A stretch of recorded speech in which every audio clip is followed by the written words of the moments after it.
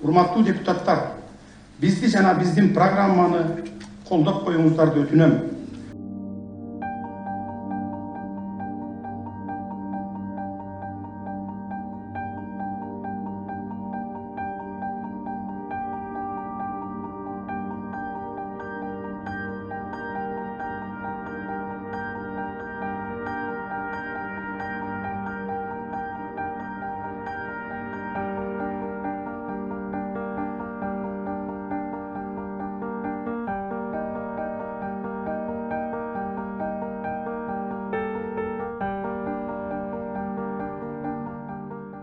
Кворум болгон жок.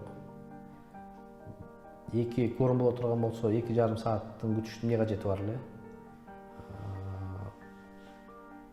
Кворум болуш үчүн 61 депутат ошол жерде отуруш керек болчу. Азиз Турсунбаевдин ишеним каты бар дейт. Азиз Турсунбаев аяка катышып аткан адамдарга ишеним каты берген эмес.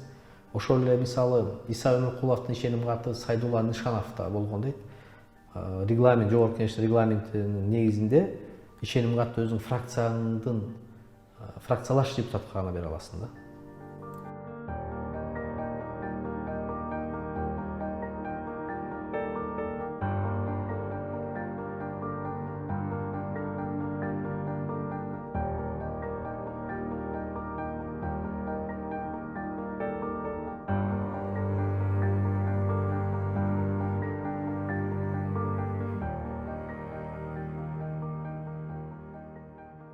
Саясатчылардын ал же бул деп айткандарын ар кандай мындай бир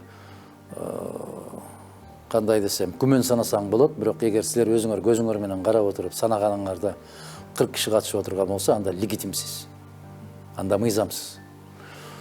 Эгер 40 киши катышып отуруп, андан калгандардын баары ишеним кат берген болсо, ал дагы легитимсиз. Айтып атпаймынбы, ишеним кат менен легитимдүүлүктү жарата албайсың.